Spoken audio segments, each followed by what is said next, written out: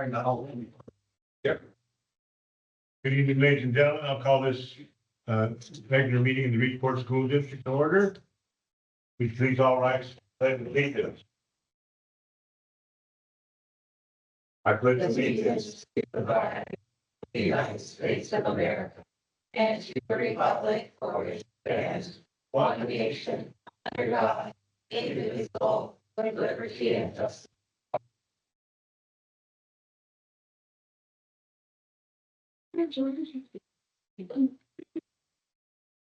We have a forum. Any changes to the agenda? Do not have any changes at this time. All right, down to the best part of the evening. Well, it's all pretty good. But let's have some accolades. It's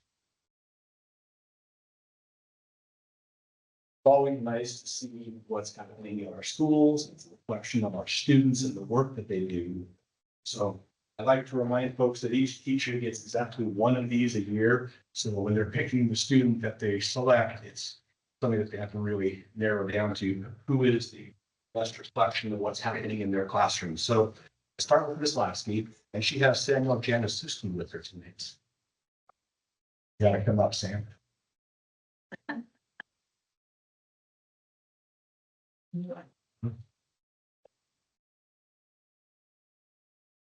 To the family of Sam Januszewski. It is my great pleasure to congratulate Sam as a recipient of the Superintendent's Award for the month of April 2025. I have had the privilege of witnessing Sam's exceptional academic performance and character for nearly 2 years now. Sam stands out among his peers for his ability to ask thought-provoking questions that encourage deeper thinking in our classroom discussions. This was evident during our recent class reading of the novel, The Giver. Sam asked questions and brought up points that allowed us to connect the text to real-world issues, such as veterans experiencing PTSD. Another recent example that highlights Sam's exceptional qualities occurred during a recent assessment of the same class novel. Students were asked to answer various depth of knowledge questions, supporting their inferences with both schema and textual evidence. Despite my absence on the day of the assessment and the presence of a substitute teacher, Sam not only completed the assignment, but exceeded expectations. Without any additional guidance or clarification, he took the initiative to provide not just one, but 2 pieces of text evidence and schema for each question, far surpassing the minimum requirements to meet the standard. Sam's academic prowess is complemented by his admirable personality traits. He consistently demonstrates a willingness to help his peers, acting almost as an assistant teacher on topics that he feels confident in. His ability to get along with everyone in class also speaks to his emotional intelligence and interpersonal skills. Furthermore, Sam's reliability and responsibility are exemplary.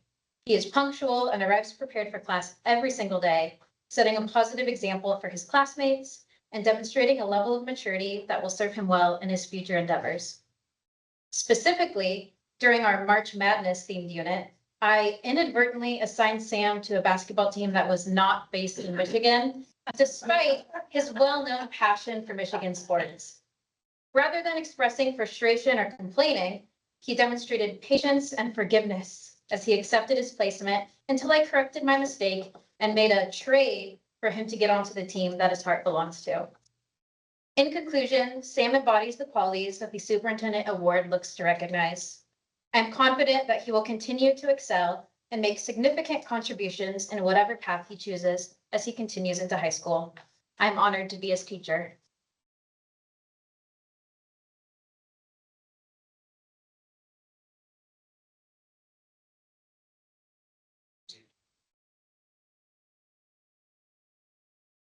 Okay, I think I'm gonna call his mother up now.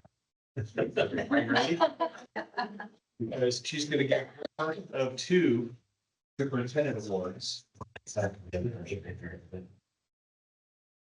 And Tommy Hendrick. She can come on up.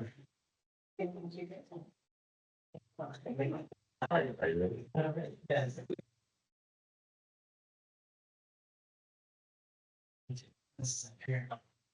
Well, it's my privilege to be here tonight. And I'm so thankful for Tommy and his family. Dear Mrs. Clark and family, congratulations. I am so excited to share that Tommy will be receiving the Superintendent's Award for May 2025. I am so proud of Tommy for all his hard work and dedication to the 7th period band class. He is such a valued member of the Reedsport Community Charter School music program. Over recent months, I've had the great privilege of watching Tommy grow and develop in his musical skills. He consistently demonstrates a willingness to learn new music concepts and play various selections introduced to the class. Tommy comes to class on time, ready to learn and listen and engage with his peers. Furthermore, Tommy is a tremendous class leader and a good friend to his classmates. He is quick to help and encourage others to stay on task. Tommy readily volunteers and comes to class with a good attitude. I'm so thankful for Tommy's participation in the RCCS band. Additionally, Tommy shows great determination and passion. For music. He is interested in learning to play a variety of instruments. His current instruments of focus are the trombone, acoustic guitar, electric guitar, drums, and piano. He also illustrates his dedication to band through his willingness to practice after school, at home, and participate in extracurricular performances. Also, Tommy enjoys playing a variety of genres of music, such as Spanish, flamenco, and blues. Thank you, Tommy, for being such an excellent student. Continue to learn, play, and create marvelous music. And always remember, you are greatly valued and your future is so bright. Keep up the good work and rock on. In closing, I just want to add, I want to thank Mrs. Clark and your family that's here tonight for your heartfelt support. You are raising a wonderful young man. Your love, encouragement, wisdom, and guidance shine through Tommy. Thank you for all you do.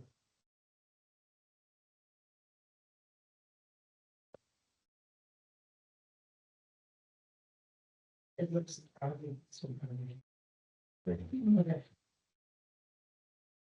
Lord Island Elementary School.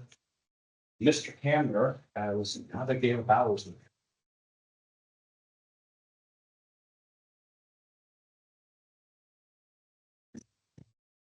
All right, Abigail, you don't have to read it all. And we're taking one there. Yes. To the parents of Abigail Bowers, as an educator, I'm honored to have the opportunity to choose a student for the Superintendent Award, and I'm super excited about choosing Abigail Bowers. There are many qualities that Abigail possesses, but some are empathy, compassion, articulation, and reasoning, which are qualities that are going to take her places in years to come. Now, you asked me what one thing that I had to say you would do. There's a couple of them. I'll give a few examples. She loves to help me in PE and her best qualities come into play. Each day she helps me. I would love to share a conversation that we had. Now, this won't be word for word, but you'll see exactly what I mean. Mr. Hammer, what are we going to do in PE today? I replied, I won't be there. I'm going to walk my dogs. The second student responded, sounds like he's not telling the truth. Abigail replied, but you'll see exactly, I got lost. No, it's sarcasm. He will be in class. She's a perfect read. Abigail used thoughtful reasoning to help another student better understand the conversation. In talking with her, she mentioned having an older brother, which I just met.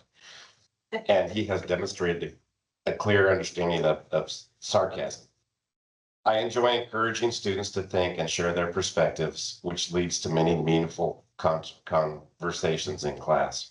Physical education also offers valuable opportunities to teach lifelong lessons, such as including others, respecting different viewpoints, listening actively, and cooperating.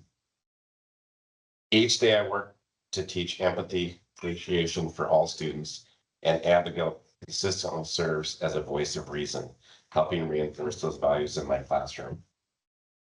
Abigail has been part of my national archeries in school program since the beginning of 2024-2025 school year.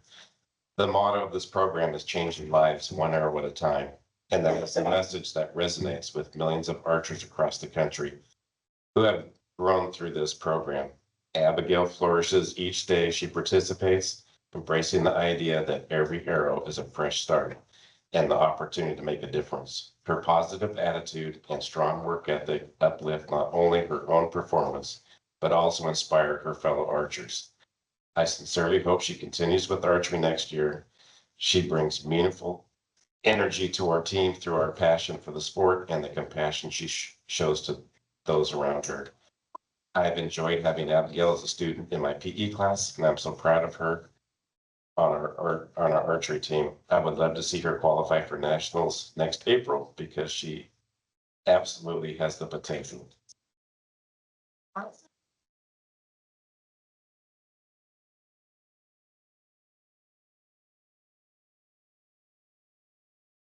Okay, Miss Jill. Mrs. Janasuski has one more because she teaches in both of our buildings, so Reese Cofield, come on up.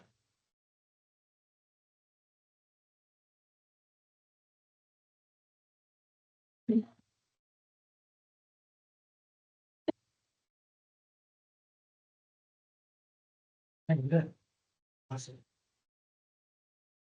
To the parents and family of Reese Cofield, congratulations. Reese has been chosen for the Superintendent Award for the month of May 2025. I am so proud of Reese and so thankful for her involvement in the Highland Elementary Music Program.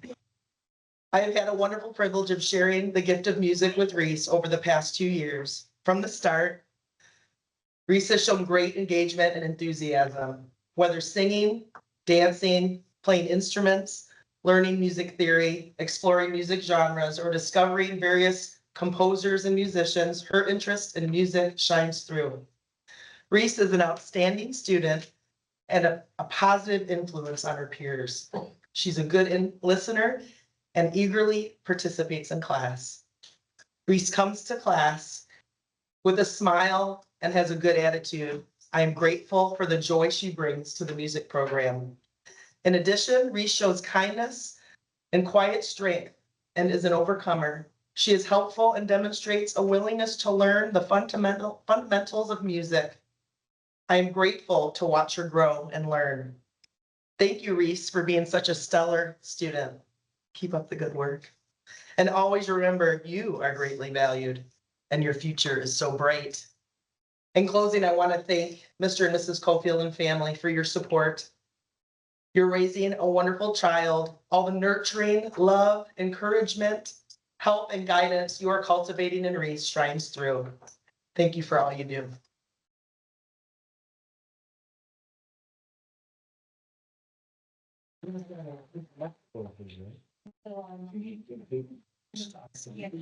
My request next is for those teachers and their students to come back up to get a photo op. So I get all 4 kiddos back up.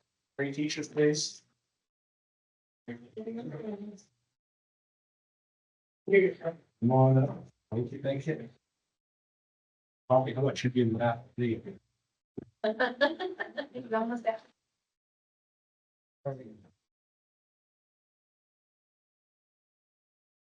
Okay. This way, sweet.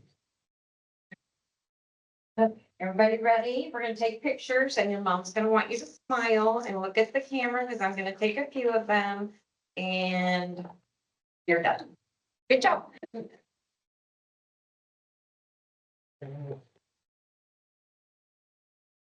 Always nice to hear what kind of great students we have in the Reese-Port School District and 4 more shining examples, what that looks like.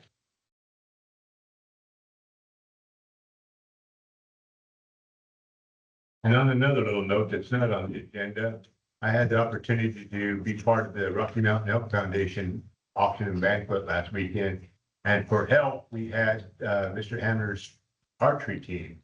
And let me tell you what, those kids were great. It's 4th, 5th, and 6th graders. They were out there hustling, doing whatever we did. A couple of broken glasses, but next year we're buying plastic, so, but it wasn't certainly nothing else but hard work and dedication and we just, I mean, it was a big deal. We had to pass the hat and make them a little money because they were so great, so polite. I mean, it was exciting and they're very informative too. I mean, on a positive note, so good job. Okay. Community comments. We have one who signed up in advance, letter A, and there's none in the box. So. All right. Selena, are you here? Yes. Okay. So I wanted to get some permission, sorry. I've been trying to coordinate, the high school senior last ride, on the last day of school. Ran into lots of kind of headache with this, but, I kind of learned it from, my daughter went to Pleasant Hill and they did it down Highway 58 to schools. And so I just wanted to see if we can get a permission from you guys, to allow this to, partake. And we start off at the Rainbow Plaza and end at the school. I got a map. I talked to ODOT and the city of, Port, Police Department. And ODOT approved it. The city of Reachport approved it and was gonna give it a police officer. I didn't realize that we would need, insurance, liability insurance to get off onto 101. And so I looked into insurance, like where the Memorial Parade Park doing, and it was like $200. I'm like, okay, this senior class, can't afford really that. And so I talked to the school and I talked to John about it, and he said that I would need to present it to you guys to see if I could get approval for this to the parkways. They'd be riding straight to the school and parents would pick them up if they weren't in their own vehicle.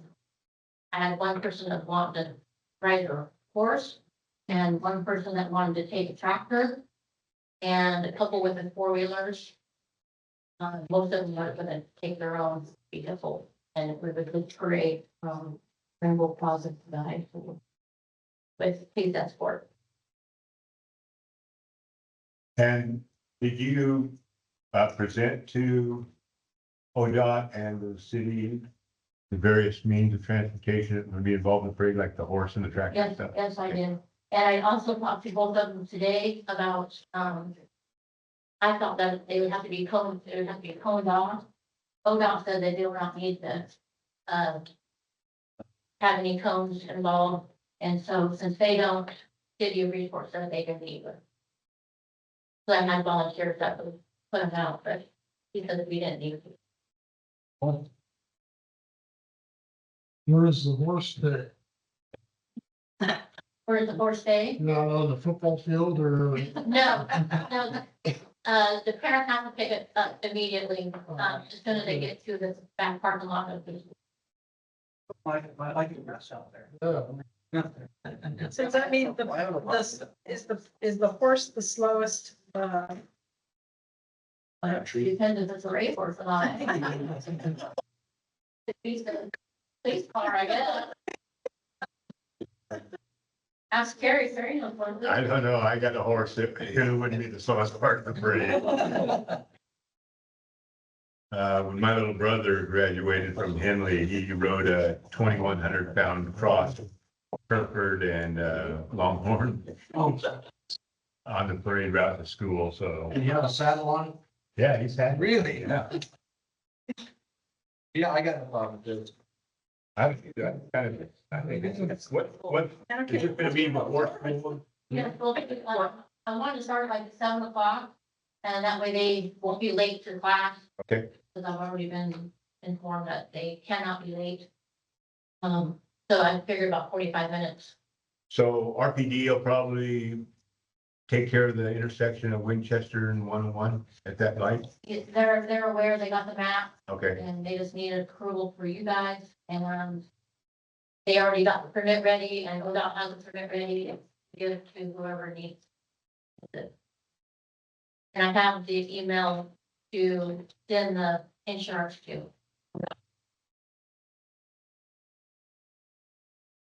any questions for Selena? No, that's great. Good. Mr. Jones, you have an action item later in the agenda to take action on this, so it's letter B. Very good. Well, Yeah, sounds great to me. yeah. All right, thank you, Selena.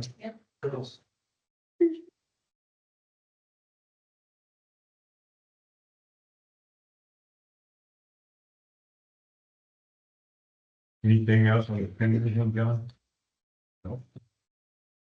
Okay, move into reports.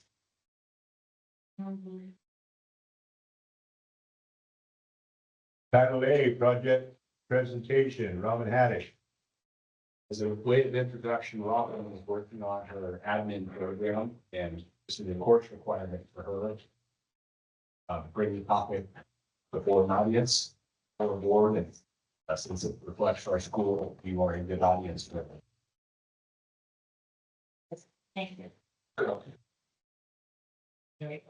this project actually started when I was still a South Coast DSD employee, but I used their school because I was over here. But it had to change just a little bit when I came on board. So luckily, John, Jerry, and I met in November and created our MLC. What's MLC? Middle Learning Center, sorry, I use an acronym. Yes, no, I'll call it. The reason I chose to do this project is looking at our state report card from last year. We have about 550 students that we served in 2 different schools. 71% of our students were on track to graduate. The state average is 85%. 51% of our students graduate in 4 years, and the state average is 81%. 70% of students earned a high school diploma or GED within 5 years, and the state average is 87%. We also have a significant behavioral challenge. Some of it is due to COVID and kids not being used to being in the environment. We're unfamiliar with those behaviors. We have increasing mental health challenges in childhood and adverse child experiences. The other challenge we face is that we have kids that are significantly below grade level that are trying to take grade level classes, which then cause behaviors because they get lost. So I want to look at this. We put approximately 11 kids in what we call our middle learning center. And at the end of Q1, their GPA was at 1.48. After our second quarter with them in there, their GPA jumped up to 1.79. Just getting them out of their class. In the middle learning center, we focus on math, language arts, and science. So we took those kids that were struggling. They still work the information is presented at their level, but they're still working on grade level concepts. Behavior incidents, if we look at them, and Jerry likes to skew my data and say it's because we started suspending and expelling kids, but our students in the MLC in their first quarter had 43 behavior incidents. By the second quarter, they were down to 19 because they weren't causing disruptions when they weren't understanding what was going on. And overall, all the RCCS also started declining. I personally believe it's because you guys implemented Wayfinder, not because we were suspending and expelling students. I had to come up with goals, and this is where it changed. My originals what had to do with ESD and the local service plan. But my first goal was by the end of the 24-25 school year, students who are significantly, yes, ILP. intern leadership project, sorry. Who are significantly below grade level will have academic success when material is presented at their level, at their instructional level, and they will pass their academic classes, and success will be measured by the grades of the students. And the second goal that I had was that at least 80% of staff will be trained in de-escalation strategies and other behavior management techniques, and success will be measured by professional development data and behavior incident tracking. So where are we? We're almost at the end of the year. Did it work? Did it not? Our MLC classrooms, our middle learning, at the end of Q3, they were just over 2.0. It was a 0.66 jump from the beginning of the year to the end of the year. Don't have Q4 data yet because, well, we're still in Q4. Our behavior incidents between the blue is the MLC, the orange is the school. Quarter four is a little skewed because it's when I pulled the data, we're still in it, but they are down to, our MLC kids are down to 9, I think, instead of the 43, and the other ones are at less than 50. They were between 100 and 150 at quarter three. However, we did not meet our 80% goal, partially because I came on in February, but at the elementary, 22% of the staff, or 7, are trained, 10% of the staff, or 32% are trained at RCCS, and 6 staff are trained at are employed by South Coast DFD are trained. Which is 54% of our staff. We have various staff members trained. It's not just teachers. We have administrators, teachers, janitors, instructional assistants, and office staff are trained in de-escalation techniques. So successes, students have work presented at their level and they are feeling success, which has now gone over in their other classes as well. They even started teaching others the concepts that they're learning, and we have kids that want to be in there. Our behavior incidents have decreased because we haven't had to use as many one-on-one aids because we have a place for these kids, and the GPAs of the students and the MLC increased, so they're being more successful. Challenges, every project comes with a challenge. So professional development was already scheduled here, so we are doing ours on opposite Fridays, so it's voluntary, not mandatory. So teachers have to be willing to give up a Friday, or staff. Master schedule, there's only so many periods in a day where we can put kids in the classroom, and we have kids that can't be together. Placement, we need a clearer criteria for what our middle learning center is. It's not just significantly below grade level. We've opened it now to kids that are struggling with the content, like learning about the Holocaust. We can read a different book and they still are getting their English credits. And it's not just a place to go and have fun or sleep. They actually do work, even if they go home and say they were throwing paper airplanes or flipping water bottles. They are doing those things, but they're learning about aerodynamics and liquids affect how the water bottle will flip. And we use it as special education and intervention for those kids that don't qualify for special education, or we haven't been able to successfully get families on assign them into special education, but we know they need that support. Staffing, I do all the lesson plans. I'm not at our CCS every day, so I'm not on site every day. My instructions go to 2 instructional assistants who are phenomenal. However, that has created parent concerns because they're not taught by a certified teacher. And we have kids that want in there and only 2 staff, and sometimes 1 staff is out doing the life with another kid, so we have to work at it. And we hope that there is an increase this year. We were at 11. Next year, I'm projecting 18 will need to use the Middle Learning Center at our CCS, and we need to open one at Highland as well for those kids. So we got to figure that out. I think that's it. If you have any questions or comments? So it's just like a tutoring program? It for the is kids? not. They literally come in and I take, they're reading an English novel that's at a 7th, 9th, 10th grade level, and using those concepts, we take it down to their reading level. We may read a novel that's at a 3rd grade level and still apply those same concepts. But so the kids were behind, Mhm. were they being passed forward to the next grade and falling behind? Or they 3rd graders starting the school year are falling behind based on GPA? It's a little bit of both. We have some that are significantly below like grade level that were on individualized education plan. Could not keep up with the rigor of the rate.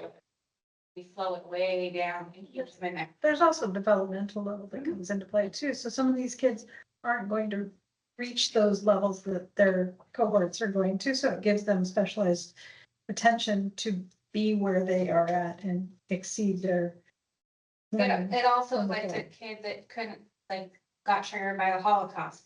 So do we continue to trigger them, or do we give them a space where they can read a novel and show that they know how to use different reading strategies? And we can compare and contrast that as well. With the current staffing that we have, is it attainable to get to that 0 level where, you know, they're gonna be at where they need to be? Well, I'm trying my hardest at Highland to get where they need to be. But we do have some significant challenges. And that's where I spend most of my time is at Highland, because it's me and one instructional assistant. But yeah, we are trying. I can't guarantee anything, but they are making progress.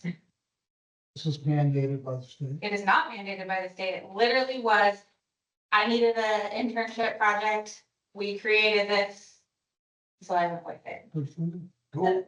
And it sounds like too, you're utilizing your instructional assistants much more. The word. More better. Yes, you're using your instructional assistants, yes, more effectively all around because those disruptions aren't happening and kids are getting the attention they need outside of that regular classrooms. It's really kind of cool to walk in and see kids actually enjoying being at school and learning and seeing those different things. Is this gonna continue on into the 25-26 school year? It is my plan, to continue. Like I said, I have 18 kids slated at RCCS to go on, and I want to open one at Highland as well. You got a tall order to fill. I do, but I have a very supportive team behind me, so That we makes can a do it. difference. What are your thoughts? What are your thoughts?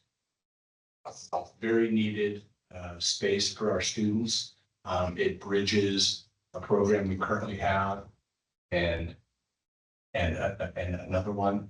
There were kids who didn't really fit in either program. So this middle learning center became a spot that was the appropriate placement for them to learn at their correct level, meet the goals of their IEPs, and progress in their education without also some of the negative impacts that were happening.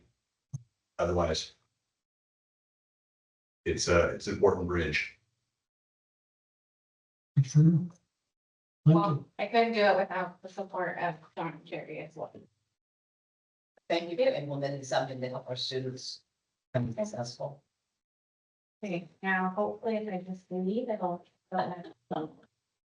Okay. Thank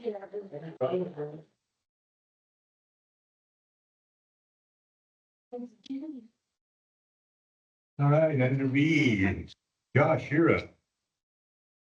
Before I get into conversations, are there any questions about the financials? We don't have enough time. Well, Our whole budget committee next week. yes, we do have budget committee next week. We did receive an update today. I got it around noonish. So from Glasgow and COSA. The economic forecast from March has taken a little bit of a negative turn since then. The state's general fund budget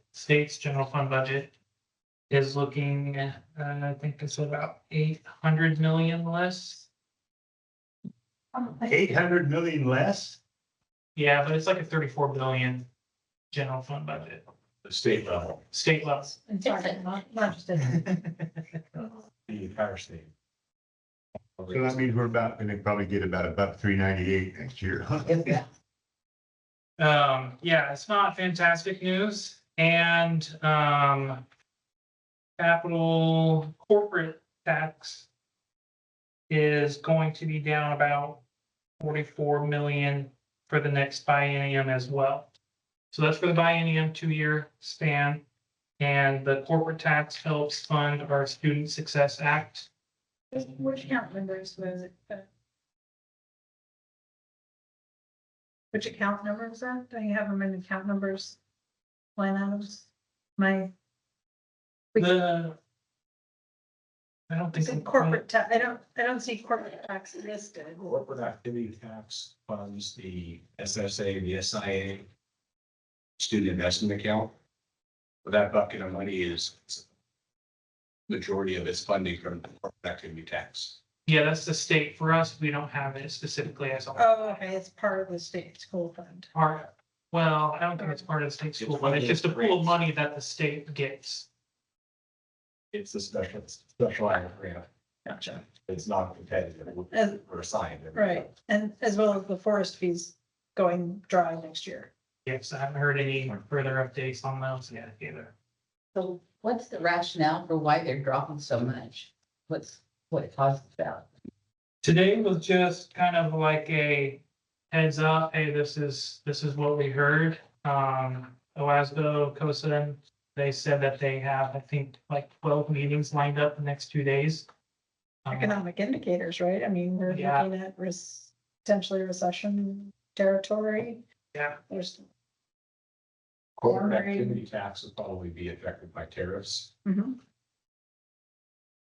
Yep. so, over the next couple of days, they plan to release a little bit of information, but then they said that probably they'd have a better idea on the 20th.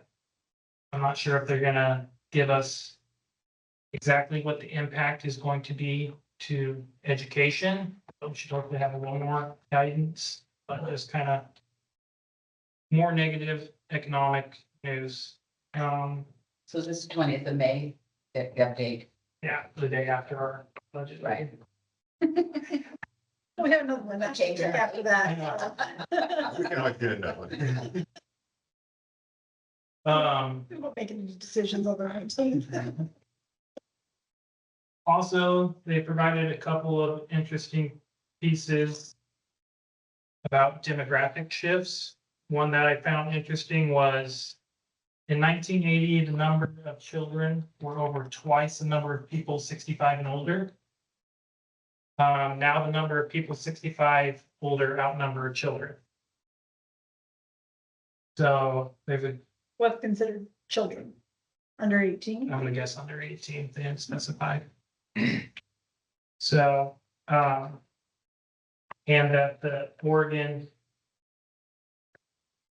population growth on average for the last 20 years has been about 1%. They're projecting about 0.5%. So just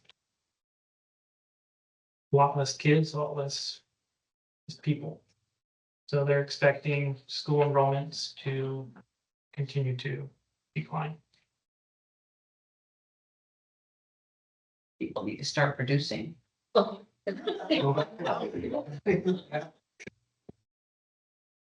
back to logging. Lots of babies and lots of trees on the ground. Josh, have you heard anything from, Douglas County just got that, $60 million through the, Forest Act. That was their share. And that was supposed to go through Coos Bay Wagon Road, which they done away with, the project, but that was for schools in western Douglas County and Coos County and northern Curry County. Have you heard anything from the county commissioners on it for when those funds are gonna be distributed? I'm not sure if that's exactly the one-time funds. I know a while back, I believe Rachel did it when I was gone around September or something. We talked about, that was the state school fund, the state calculating correctly. So we are expecting a one-time federal forest fees. And they have to pay us by like September or October 15th or something like that. We haven't received it yet. I don't know if that's in relation to what you're talking about. I'll have to take a look at I it. think it is, but that sure be nice if we had an idea of when we were gonna get that money, maybe help our budget. I think the last time we talked about it, they said that most of it was going towards roads. I think you're talking about two different things. You're talking about the ONC timber harvest money, which is the $60 million that is going to the county. And that is going towards public safety and roads. It is not going to schools. The money for schools is what Josh is referring to. That, But I thought a third of it was supposed to go to schools in western Douglas, Coos and northern Curry County. When it was designed that way through the Coos Bay Wagon Road project, that it was supposed to go to schools. It all couldn't go to public safety or to roads. correct. But they can find ways to not have it directly go to schools. So there has not been an allocation directly to school districts. I will look for dates between now and see if it's any different. Yes, if you don't want to be brokenhearted, don't ask. You could always lobby, Huh? always lobby for your funds. Yeah. Anything else, Josh? I will have a resolution for you later in action items. And, as we mentioned, Monday is the budget meeting.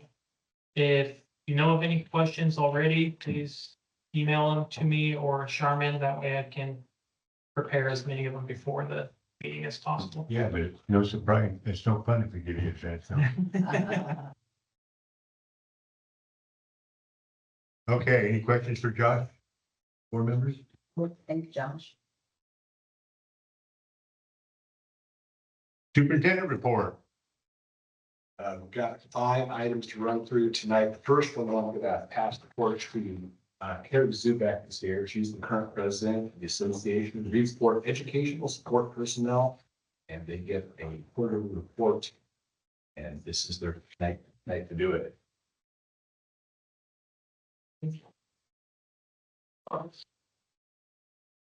I just wanted to let you know that there was no response from our CCS. So this is mainly, if not all, regarding Highland. Hoping to get more info from our CCS for the next one. Dear members of the school board, I hope you are doing well this evening. I am here to provide you with an update regarding the current happenings within our classified unit. We are currently in the process of adding the Adult Transition Program, ATP, to our existing Youth Transition Program, YTP position. This addition is contingent upon the creation of a Memorandum of Understanding, the MOU, which will then be put to a vote by our members. We believe this enhancement will further support the important work we do and improve our service delivery for our students as they enter adulthood. Moreover, I am pleased to report that staff morale appears to be quite high at this moment. Our members have been actively engaged and are dedicated to their roles, particularly in assisting certified staff and their students with their current testing needs. This busy time of year has allowed us to foster strong collaborations and has significantly contributed to the overall academic environment. Thank you for your continued support of our classified unit. We look forward to your understanding as we move forward with these developments and strive to enhance our contributions to the school community. Thank you. Thank you.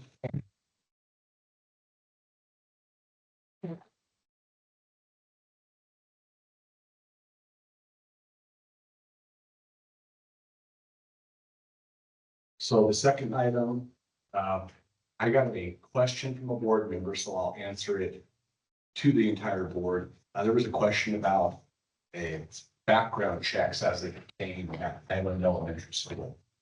Will background checks be required for what types of events? Essentially was the heart of the question. Because students are compelled by law to come to school, their parents must send them to school.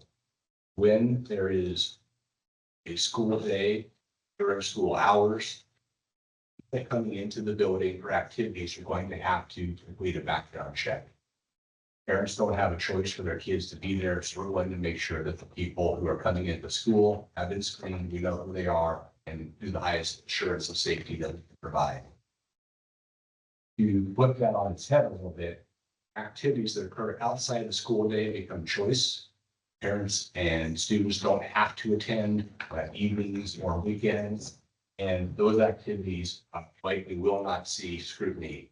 Sporting events, graduation on a Sunday, not going to require everybody who wants to attend those events to go through a background check process because it's optional for them to attend. But when they're in school, required to be there, we are requiring background checks. That's the answer to the question that came up. Well, John, is this a state law?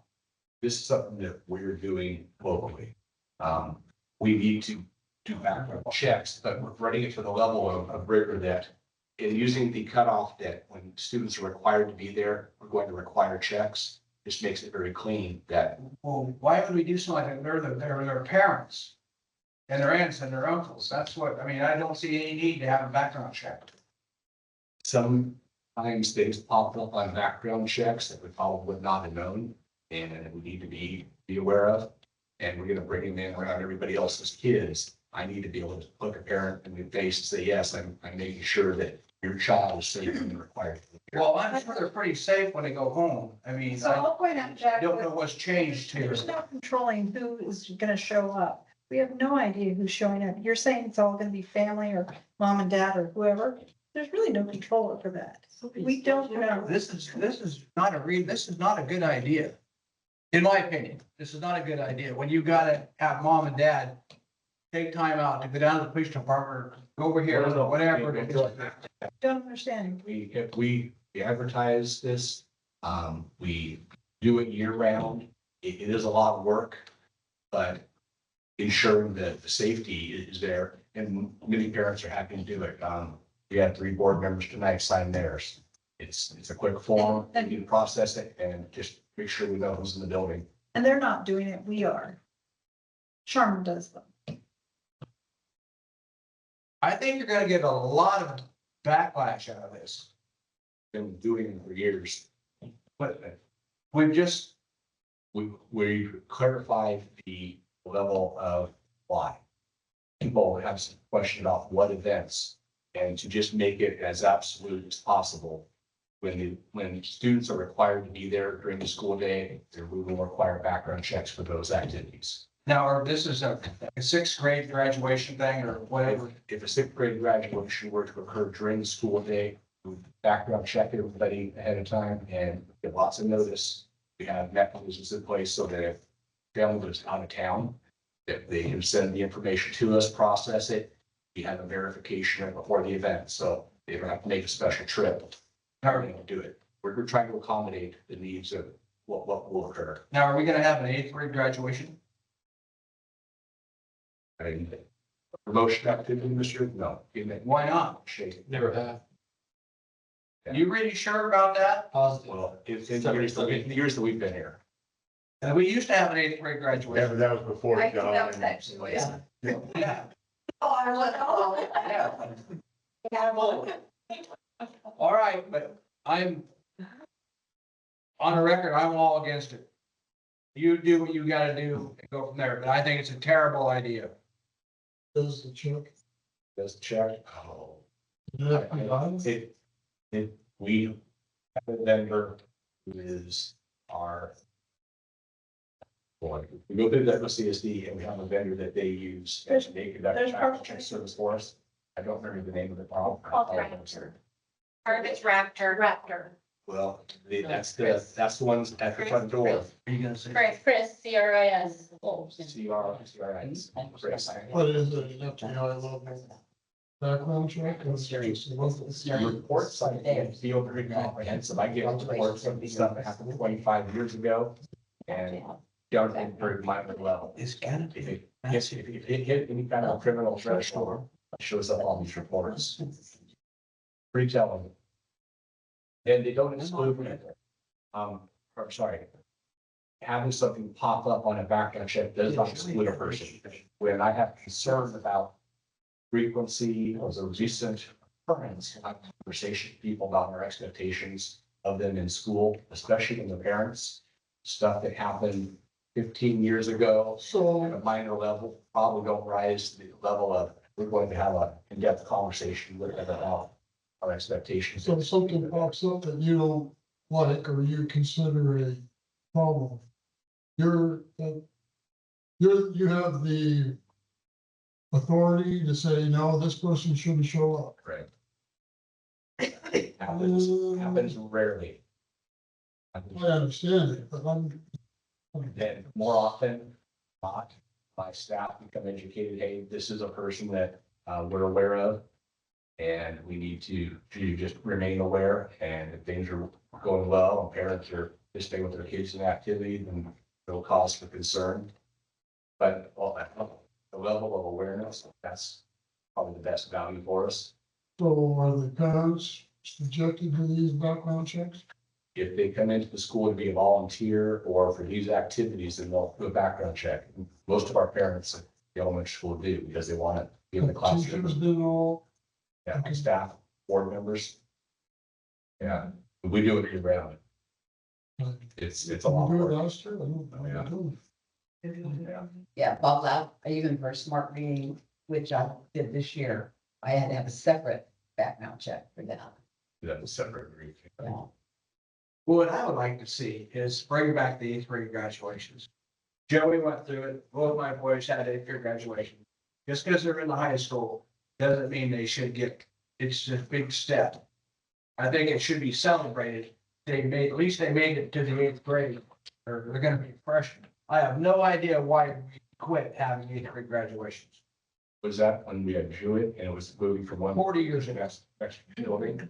No, not quite 40 years. Not quite 40 years ago. There was some kids that have been in school for 20 years. Okay. That easy. 28 years. But I really think this school needs to bring back an eighth grade graduation. And I don't know why we're looking at a sixth grade graduation. What I've heard, maybe we're not, I don't know. A promotion. Yeah. Yeah. They want to do a promotion activity because they're switching buildings, I guess, is the simplest logic. Yeah, We haven't done them in the past.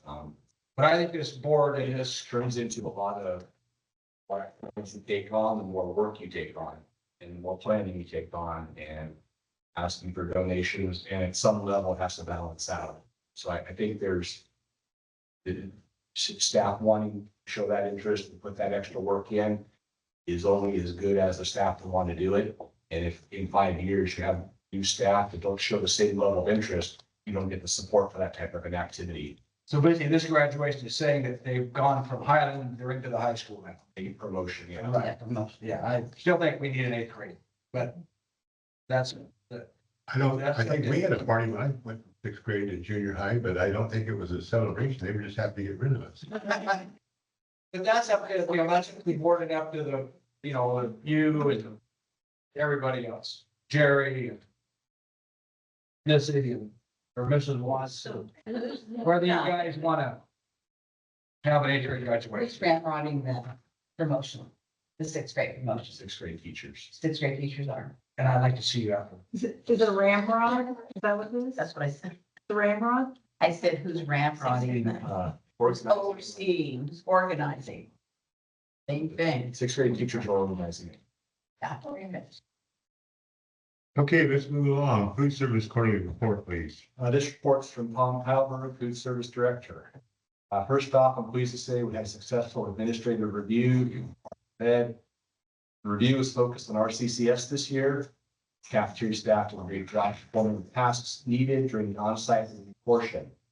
Overall, we only received a couple of minor findings, and corrections were promptly made. ODE was satisfied with our level of compliance. The other portions of the review were completed and approved by our ODE reviewer. We learned some great new things from our review that will be implemented in operations going forward. Our budget status is pleasantly coming in under our forecasted costs. Going into next year, we'll be able to lower our allocation by over $50,000. Go to continue finding cost savings as long as the quality, quantity, and student satisfaction is not affected. Using modified procurement techniques, creating menus that utilize our commodities and other local resources, we've increased our student participation without sacrificing quantity or quality of sourced foods. Scratch cooking has played a big role in both schools, and reducing prepackaged prepared foods helps lower costs while increasing the quality of the food. Food service staff at RCCS has done a great job this year. I hope to see continued growth in our participation numbers as we try to change up to the changing tastes and nutritional needs of the students we care for. Presently, we're finishing up on menus, locations, and times for our summer food program. That'll start the week after school lets out and will continue until August 8th. We had a lot of participation last year. We're planning to see an increase this year.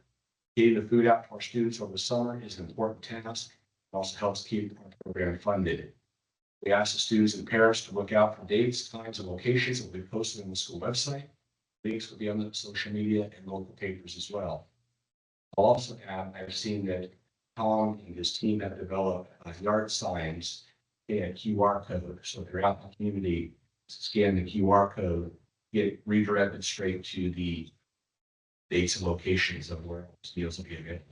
And then they can reuse that QR code every year, simply updating the website. So smart move, get more communication out there in more ways.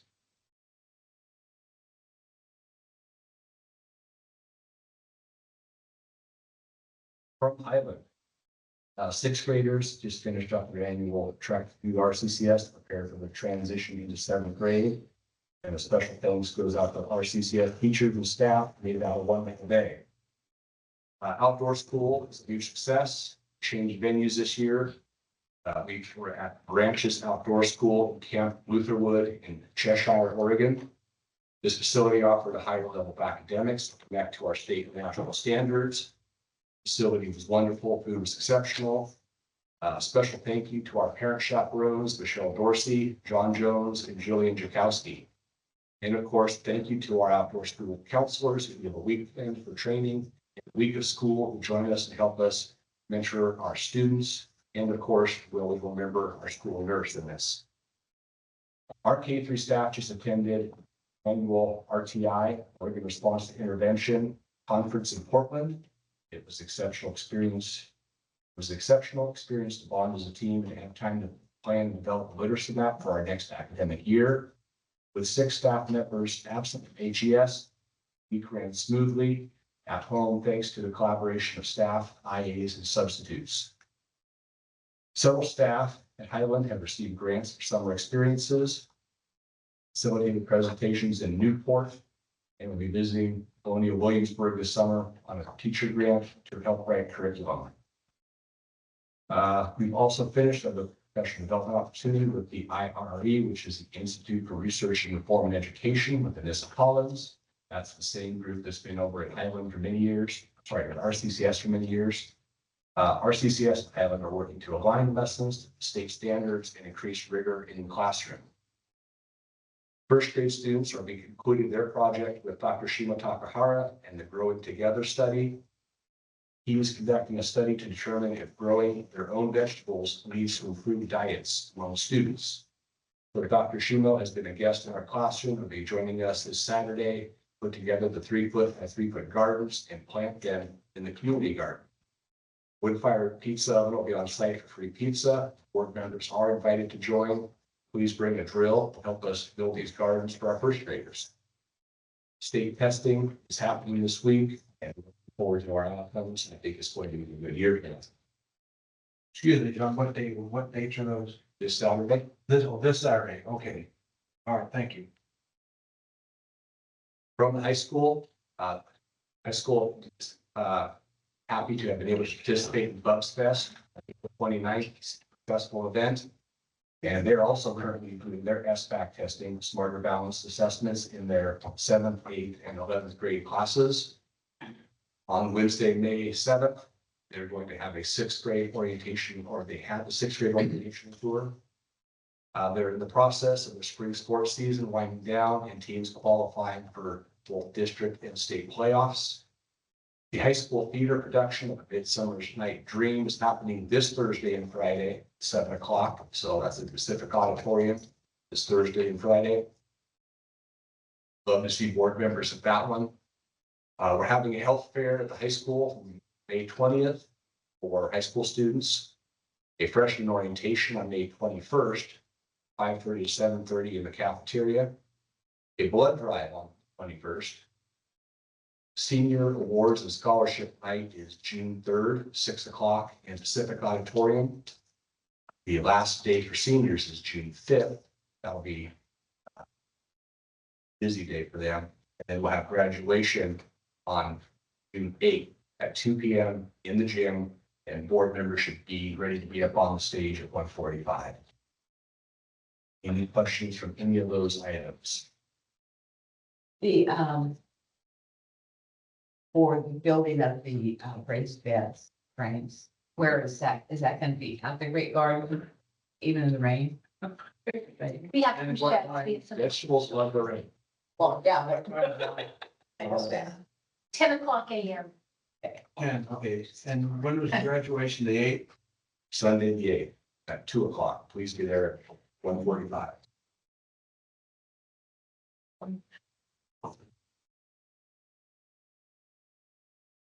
And John, have you heard any more on the removal of the trees on the edge of the playground at Highland? I have not, we were getting a bid. I know we have a bid. Okay. I think we're in the point of scheduling the time. We have to make sure we have stuff worked out with the city, so we know where some of those lines are along 101. There's a couple of logistical elements I know that, maintenance and the contractor we're working on getting understanding about. Are any of the landing zones, asphalt or turf that are gonna be disrupted? Landing zones. This will be parallel to 101 in the playground D. In the field? No, they're gonna, I don't know the business. We will do some of our chain link fence. We'll drop a few sections of it so they can get equipment in. But yeah, they've got play sheds and they've got playground structures to take care of and manage. Mhm. So, but these are working against Lou. So they do it in small chunks. I don't know their business that comment on that part.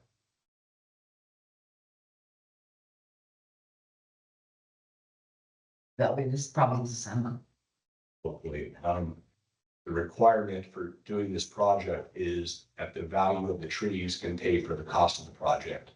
We don't have a funding source for this. And part of it might be due, part of the project is going to be, is the person doing the work going to be able to find a buyer that will the price be right?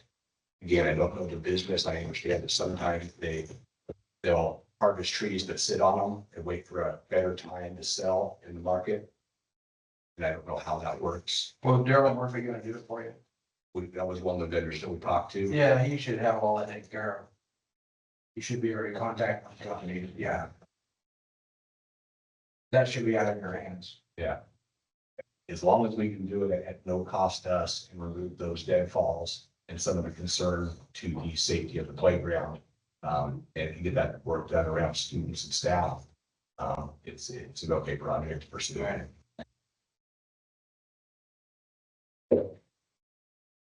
Just a question. It's definitely something interesting for kids to watch. I don't want that close, Chair. No, I mean, that is. It's good, most of them never see it. Number 5, Okay, strategic planning discussion. This is something that I don't really need approval for, but I'm hoping maybe to get some indication about interest in the activity. Strategic planning is going to be a process for us to come up with a shared vision, mission, values, district. It's designed to set up all of our stakeholders, so not just staff and students, but families, our entire community, and the different organizations that operate around us. Strategic planning, when you complete it, you're going to have better organization, full understanding of your schools, staffing, and why. You're going to be able to define what is success for Reedsport School District. Your stakeholder input is going to be part of what guides that. What is a success? What does success look like for us here in Reedsport? We will come up with decision-making, responsiveness, and innovation approaches, understanding how, why, when we're going to do the work that we're doing, having a long-term plan, intermediate, as well as immediate. This gets accomplished through numerous stakeholder engagement activities over several months. We bring in an outside vendor to facilitate the process, to facilitate those discussions, to facilitate time with the stakeholders so that the information they bring back to the board and then go back out and ask more questions develops into a completed plan by the time this work is done. Timelines run 6 to 12 months because they don't just come in on the weekend and expect to get all the information that they need and be able to help develop a plan that is going to be a useful product. Question, Gary? Yeah, does it potentially involve, capital improvement projects like the projects you had been talking about last year? Oh, the building of the new gym at the grade school. Is that the kind of thing that you can roll into the strategic planning, like how to fund? Yeah, we recently had a group do a facilities assessment, 5 or 6 person team, it's a 6-person team who did a facilities project. So we've got a good plan of what was needed for Greensport School District at the facility level for the next coming years. And it was a big price tag. Adding items, gymnasiums, walking tracks, adding items, part of that division, but it could be part of what's encompassed in strategic planning. Strategic planning is not limited to just facilities, but it can be a portion of it. So I'm looking, I guess, to see if there's interest from the board. This is work, and while the vendor that we select will ultimately be guiding and facilitating the work, is commit yourselves to listening sessions and getting extra work session reports so that we're understanding how we're developing a plan that we'll be able to use past my time. I'm only, That would help if the city council was gonna be a stakeholder. They need to participate. I think they would be an excellent, because the growth of the city is going to be able to help us understand what the growth of the district can do in this. That was my thinking too, the city getting involved in this also with this. Yeah, I think the city council will be a great stakeholder group to have an interest in what's happening in the schools. Well, what's their plan? How does our school district fit into that plan? Well, eventually, I think it'd be us to be involved with the board of directors at the high school, at this hospital. You're talking about the city, also, urban renewal group and that type of thing. So It would be fantastic to know after this is over that we're not at odds with every other plan and every other group of interests that we have in Reedsport. That we hopefully are aligning ourselves in meaningful ways so that the district flourishes, students flourish. But part of that is going to require an in-depth amount of listening and planning and the designing what do we need to do for Reedsport School District. And we'll have to send a lot of people to make that happen. So strategic planning, is happening all around the state. Just completed theirs, just completing theirs. There's several vendors out there. Already reached out to a couple, just kind of test the waters. Some are on pretty high price tags, and I'm not looking for this to be a high price tag project, but there is cost, so it can run $25,000 to $50,000. Yeah. I'm reaching out to a couple vendors that I hope might be able to come in a little sub on that, because we're a small school district. Have near the range of students and the size of the city to work with, so cross my fingers. Did you contact my referral? Initial contact made, yes. Have you heard what the other districts have come up with at the end of their plan? I mean, their ideas for their district. Not their full project, full plan. When we meet in soup groups and kind of talk about who they're doing it, who's doing it, they talk about the process. So that's mostly what I'm hearing. But the value to a board, to be able to look across the room, say, this was our mission and vision. So every decision you make is based on what the stakeholders have told you and what we define as success and how we're going to run our district based on that mission and vision that we've created. The last time that happened since I've been here was my first year through OSBA for the chalkboard project. And we're probably due for a freshen up minimum. Just like to make sure that worthy project to be pursuing is interested in the board, it will require work I think it's a great idea. I'm looking forward to it. John, This is, based on what you've learned already, what's your timeline look like to, once you get everybody involved and, to complete the plan? Probably next fiscal year, so after July 1, need to. I've reached out to several vendors. Only one come up with a ballpark number that's higher than I wanted to see. So I'm still waiting to hear back from folks. So getting set up and then getting on their schedule is probably the biggest element, but once they're ready, I would expect to be able to say, we start scheduling work sessions. They'll facilitate their tools and their means of accessing information, and we may need to be part of that as well. We'll learn about it. Sure, whichever vendor we ultimately get working with. And John, there's something else we could reach out to. They don't do it anymore, but the guy I know that was in charge of it said he would be more than welcome, or more than willing to come and talk. It's Model Student Assistant Program. And it teaches these teachers how to get, or a different way to how to get to these students you can't reach. And it was a big hit, and then they got in some sort of a misunderstanding among some of them, and they got rid of the program. But Tom Bellman is in Florence, and he was a grandmaster out of a little state back east. Anyway, he's been in charge of it for years, like 15, 20 years. And I talked to him about it. He said, well, that this, the Lodge of Oregon, they do not, because it used to be, you would go up to, up to Grand Lodge, they would put you up, they would feed you, they would take care of, it cost these teachers nothing except what it cost them to get there.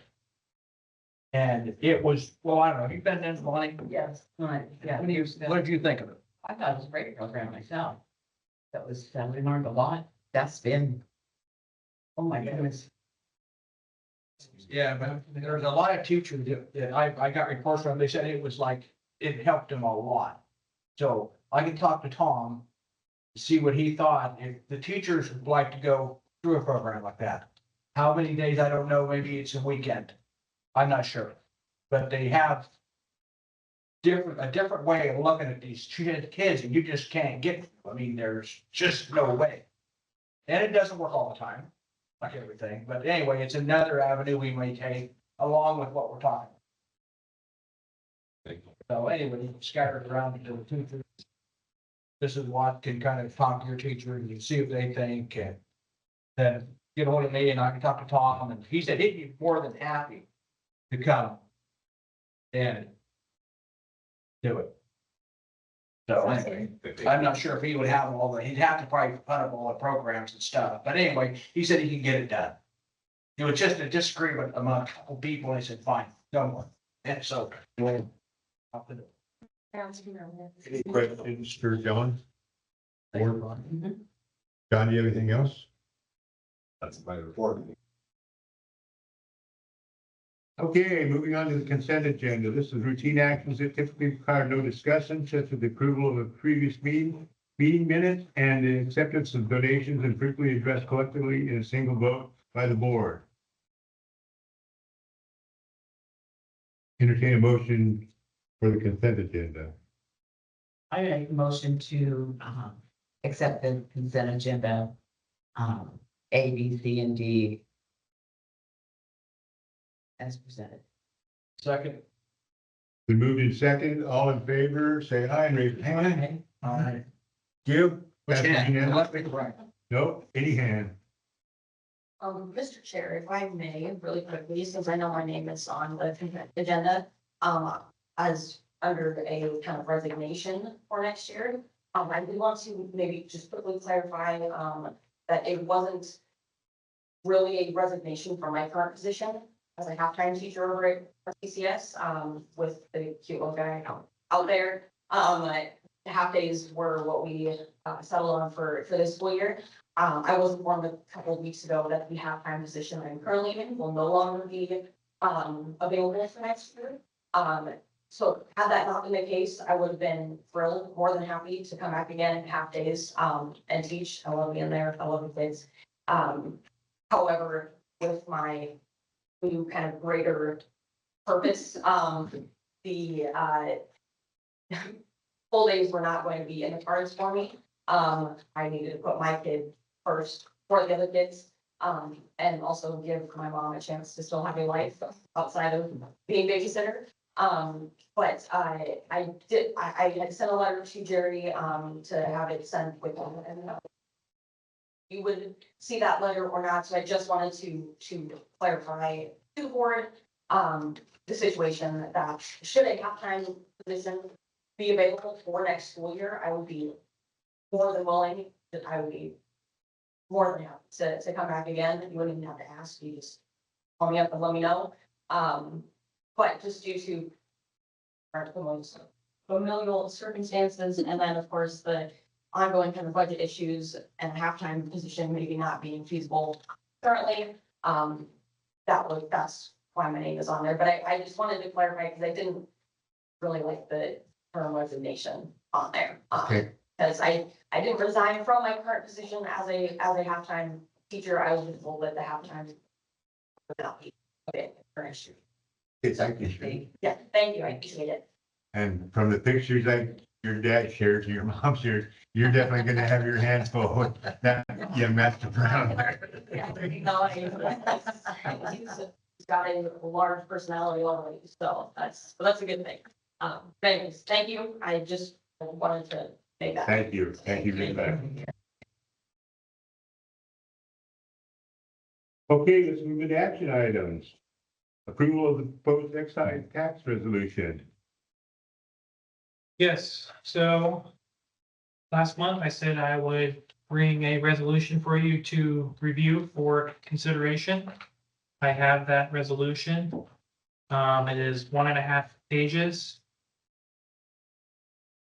The rates that you will see on there near the bottom of the page are for the 25-26 year, and there should be supporting documentation for that.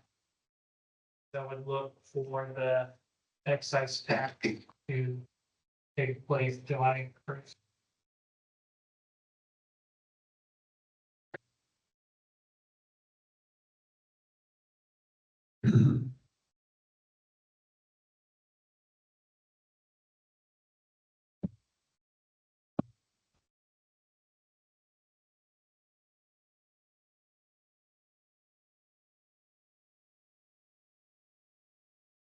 So Josh, when I read this pertains to not just brand new homes being built, it's also if you are going to put on a, say, 400 square feet of an addition to.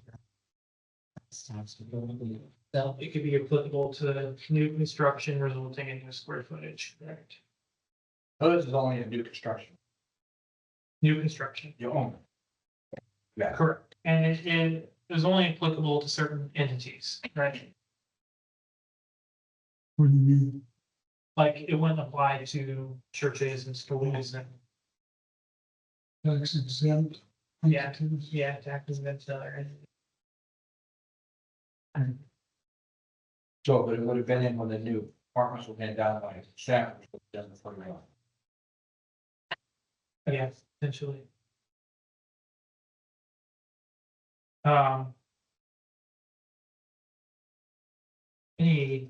Any further questions about the construction excise tax, any? So this will comply, or this will be to like warehouses, large storage. New building? Commercial buildings. Yeah. Yeah, commercial buildings have a different rate and they, I believe it's the commercial buildings that, yeah, non-residentials have a limit. So next year it'd be 41,800. is this collected during the permitting process?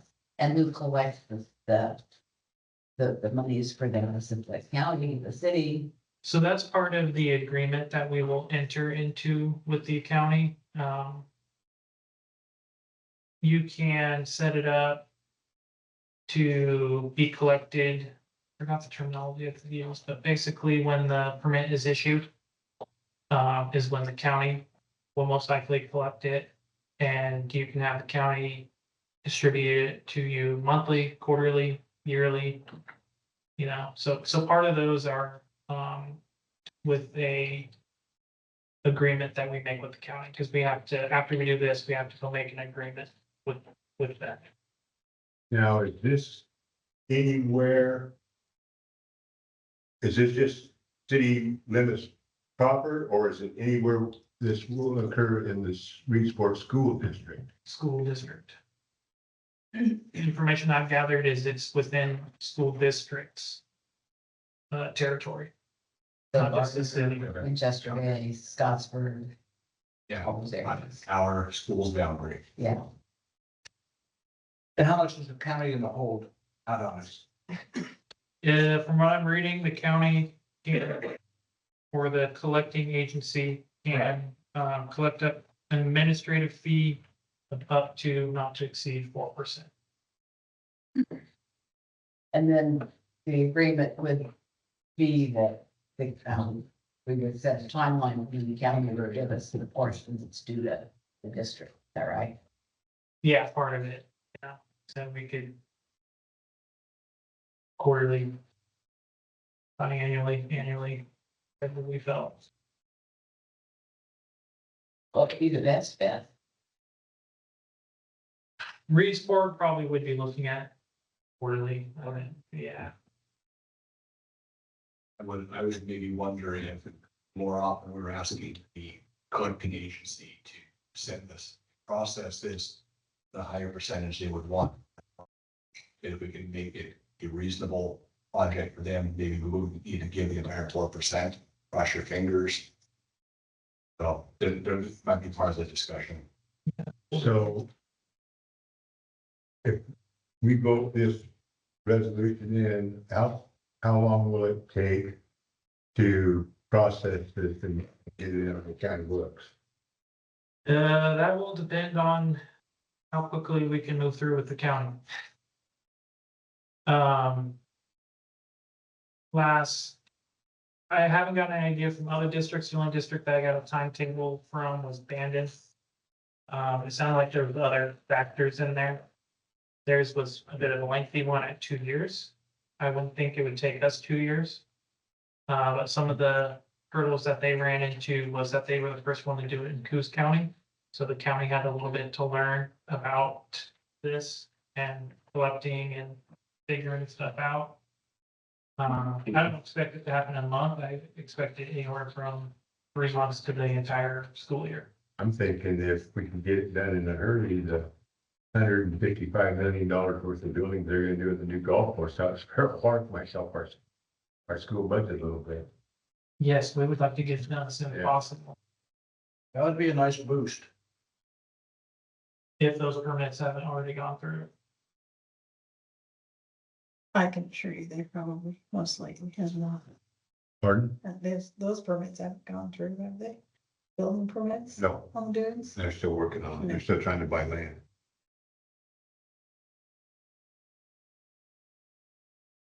Have the permits gone through for the one at the end of 22nd Street? That maybe. The hold up there, I wonder. I think they're still working, the contractors are still working. So don't be so. Ready? That sounds good to me.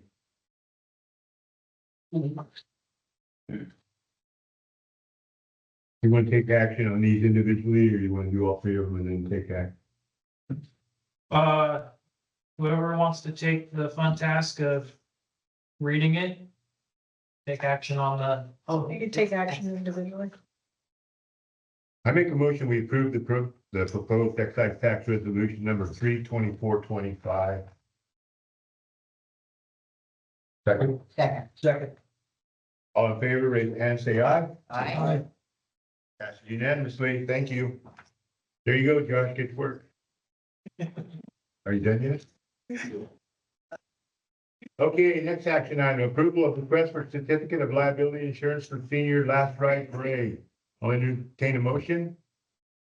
I make a motion to accept action item. The action item B for the certificate of liability insurance for the last ride for the seniors. Second. Motion's been made and seconded, made by Bonnie, seconded by Jess. All in favor, raise your hand, and say aye. Aye. Passes unanimously. Last action item, ratification of the Association of Reach-Sport Educators, ARE collective bargaining agreement. The association has met and voted and ratified the contract on their end. I would strongly encourage we ratify it as well. We had a good bargaining session, quite a bit of conversation between both sides. I appreciate their work, and this will help get us set for our budget. We're great to get this wrapped up tonight and let everybody know that we're on the same page. Is there any pizza involved? It's Always good thing to go quick and get pizza. Okay, I'd entertain a motion for ratification of the Association of Reach-Sport Educators collective bargaining agreement. I make a motion to accept action item C for the ratification of the Association of Resort Educators, ARE collective bargaining agreement. Second? Second. Motion made by Bonnie, seconded by Bob, that we approve the Association of Reach-Sport Educators collective bargaining agreement. All in favor, raise your hand, say aye. Aye. Aye. He voted. Did you vote? Well, I didn't turn my head fast enough. All right, didn't want to make sure. Thank you, carry over. Unanimous, Charmin. Okay, discussion.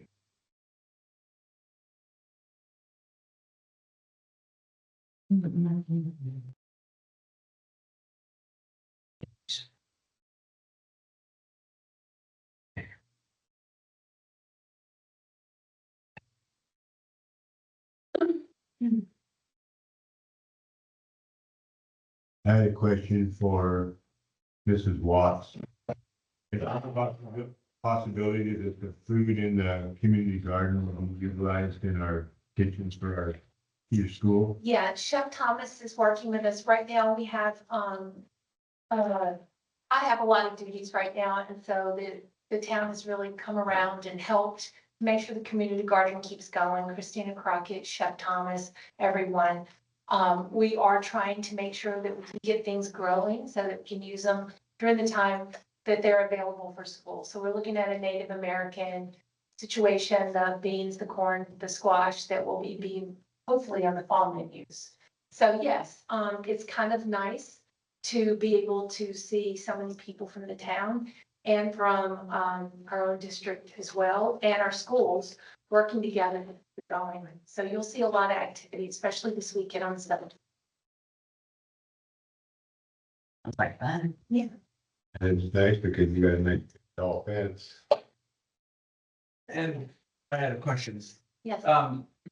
Did you need any help with those cattle panels, or we figure out how to put them up, or are you even gonna need them? Not yet, but let us get this project going. And yes, Mr. Jones and the cattle panels, we're using them to use as arches within the garden.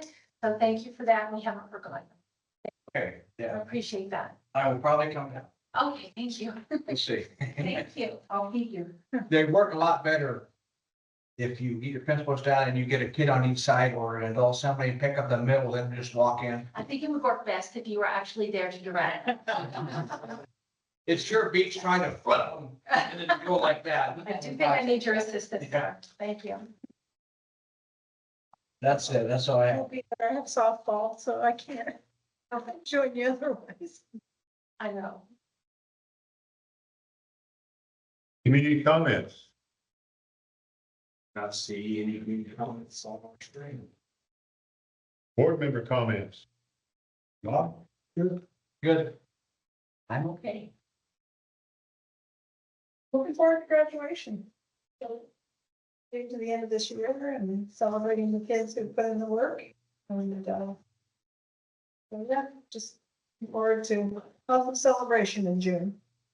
Gonna be a tough one this year. I'm still waiting to hear from my granddaughter because she graduates this year. And I'm hoping it's not the same time as ours, so. Granddaughter said, Grandpa, don't forget my new horse trailer when you come up for graduation. Are you supposed to have a horse in it? No, no. John, the board, when is the sixth grade grad promotion? When is that? I believe that there was Okay, it's last day of school. Well, it's the last day of school. I think it's the 10th. Excuse me, Hello? you were asking about the sixth grade promotion. That is Tuesday, June 10th at 2 p.m. Yeah. Thank you.